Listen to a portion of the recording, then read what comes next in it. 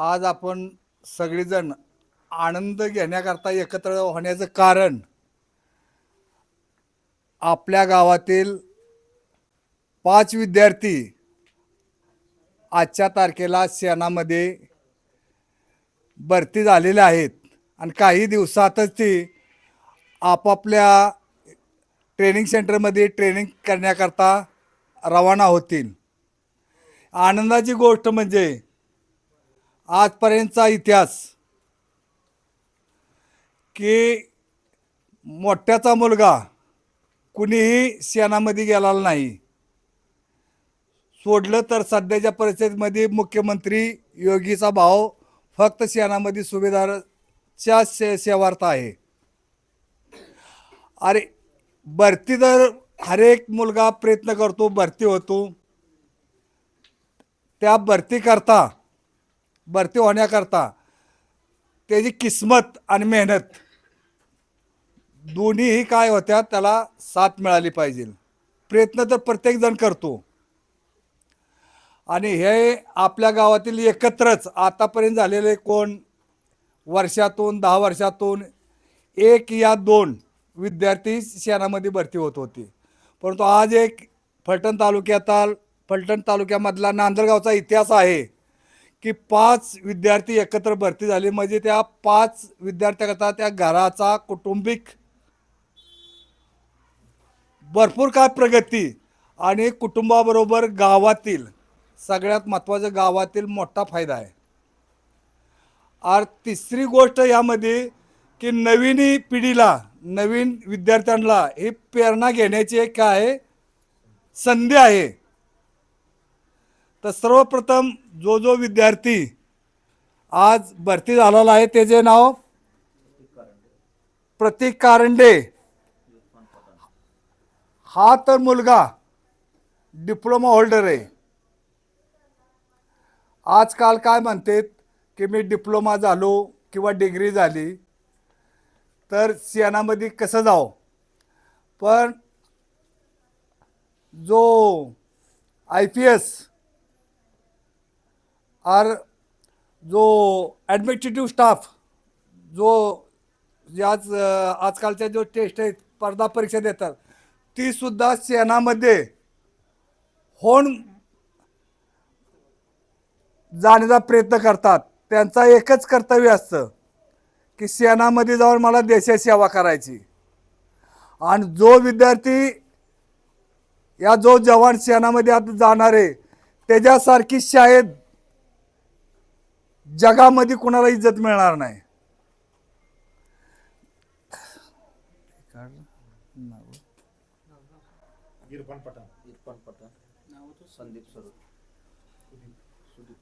प्रतीक कारंडे, संदीप सरक, इरफान पठाण, शुभम कोळेकर, प्रेम कोळेकर या 5 जणांचं मी आजी माजी सैनिक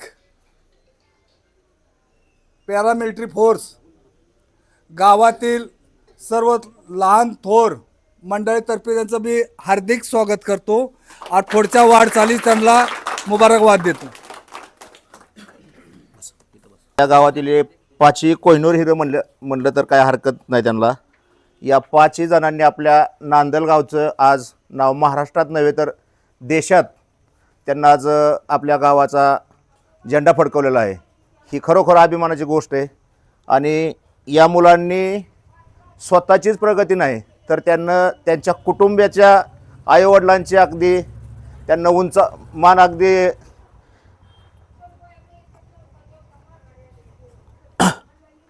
थोडंसं भावनिक झालो आहे मी।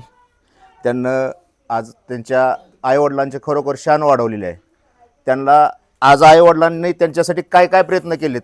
आमचे मित्र सुरेश कारंडे अहोरात्र काम करतोय, 12-12 तास, 13-13 तास, 14-14 तास कारखान्यातून तो बाहेर येत नाही। त्याची एकच जिद्द होती की माझा एक तरी पोरगा देश सेवेसाठी लावायचा। तो रोज माझ्यापाशी बसला की मला म्हणायचा की पांडाचं काम झालं पाहिजे। तर आज खरोखर त्या व्यक्तीचा खऱ्या अर्थाने सत्कार झाला पाहिजे। यांचा तर सत्कार करणार आहोत आपण, पण खऱ्या अर्थाने आपण पहिल्यांदा त्यांच्या वडिलांचे सत्कार करणे गरजेचं आहे। एवढंच बोलतो मी आणि थांबतो। तर आता आपण ज्येष्ठ मान्यवरांच्या हस्ते पोरांचा सत्कार घेऊया. तर पहिला सत्कार करण्यासाठी मी फौजींना, एक रिटायर फौजी आपल्या आर्मीमधले, त्यांना मी विनंती करतो की त्यांना सत्कार करायचा आहे. तसेच आपल्या गावचे तंटामुक्ती अध्यक्ष शिवाकाका, असू दे पाच. तसेच आपल्या गावचे भगत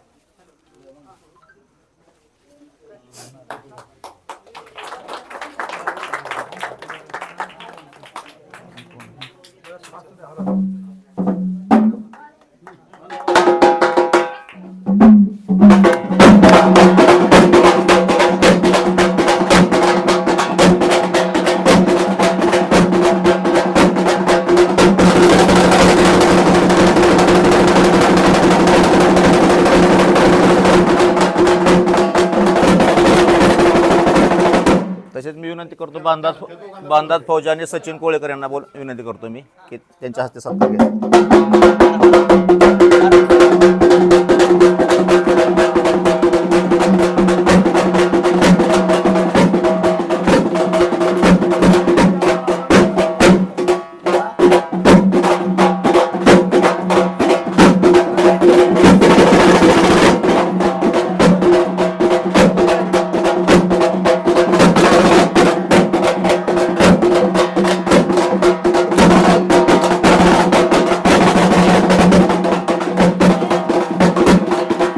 त्यांच्या वडिलांचं घ्या. घ्यायचं वडिलांचं झालेलं. वडिलांना गुच्छ देऊ आता. तसेच सुरेश कारंडे यांचाही सन्मान होत आहे. मध्ये मध्ये मध्ये मध्ये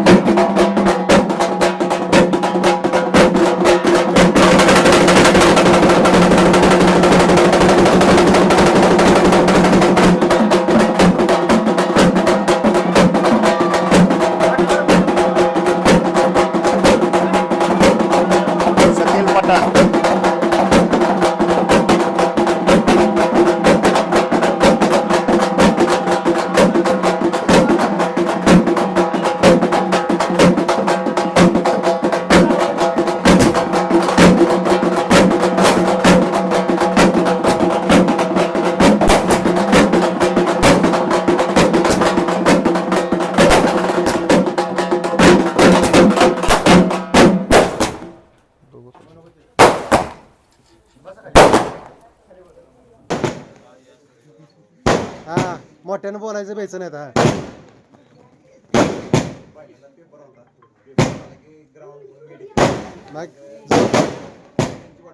मग जो बघ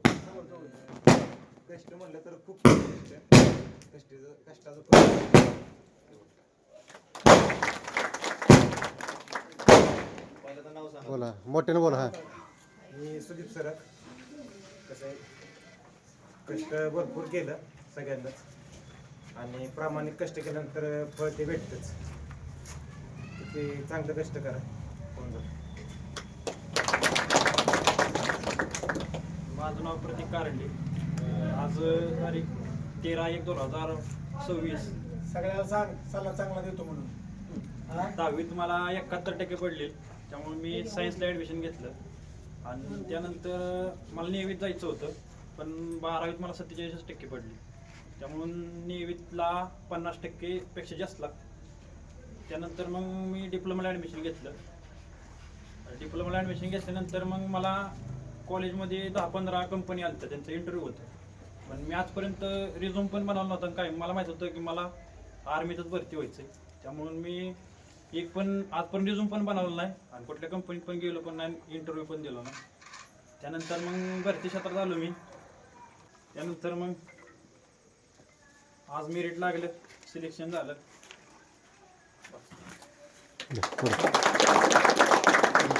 माझे नाव कोळेकर शिवम दादा. मी इंडियन आर्मीच्या भरतीसाठी पलटणला 1.5 वर्ष होतो. कठोर प्रयत्न केला. माझी शेवटची लास्ट भरती होती. पेपर पास झालो. त्यानंतर ग्राउंडही बसलं. त्यानंतर मला सातारा येथे 3 पॉईंट दिले. त्याचं रिमेडिकल पडलं पुण्याला मिलिटरी हॉस्पिटलला. तिथनं मला 2 पॉईंट फेड झालं आणि एक GD ला अनफेड झालं. आता मी ट्रेडमनमध्ये सिलेक्शन झालं. प्रेम कोळेकर. जसं मी गेल्या वर्षी मी अग्निवीर दिलं होतं, मागल्या वेळेस फायनलला राहिलो होतो. त्यावेळेस क्लिअर झालं. त्यासाठी मी एक वर्षभर प्रॅक्टिस केली, म्हणजे सोडली नाही. प्रयत्न निस्वार्थ करत राहिलो, त्याचं फळ आज भेटलं. बोला अध्यक्ष, तुम्ही बोला त्या पुढं माहिती आहे का त्यांच्याकडे?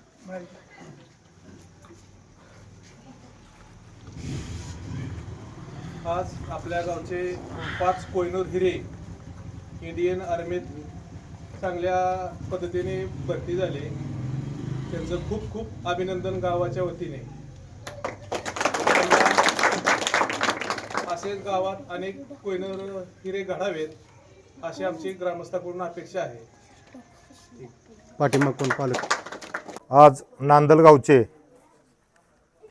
5 सुपुत्र ज्यांची इंडियन आर्मीमध्ये आज सिलेक्शन झालेलं आहे, ते नांदलगावासाठी अभिमानास्पद आहे. आणि त्यांच्यावर नांदलगावातील प्रत्येक व्यक्तींचा, प्रत्येक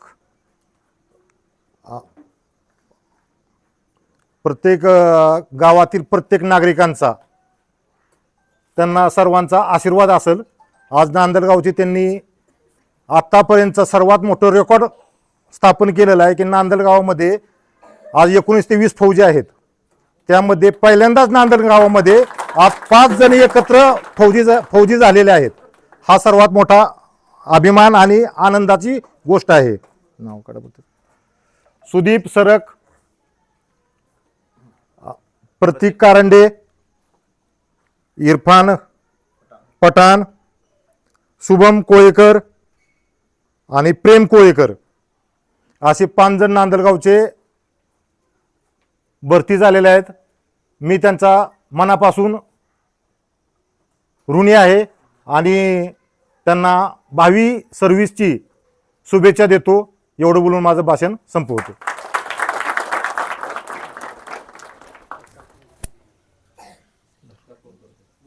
बोल फौजी येतो. तुकाराम आलेत का? येतो तुकाराम. डायरेक्ट आपल्या गावातील तरुण मुलांमधून तसेच तडफदार पोरं आहेत आपले, कष्टातून गावाचं नाव आपल्या फुलवलेलं आहे. त्यांचे स्वप्नही त्यांनी साकार केलेले आहे. तसेच सातारा जिल्ह्यात त्यांनी चांगल्या प्रकारे फर्स्ट टाईम फौजीत पास झालेले आहेत. त्यामुळे त्यांचे फर्स्ट टाईम मी हार्दिक अभिनंदन करतो. तसेच त्यांनी आपले सातारा जिल्ह्याचे तसेच महाराष्ट्राचे नाव देशसेवेसाठी तसेच सर्व नागरिकांचे त्यांना आशीर्वाद राहतील हेच आशा बाळगतो.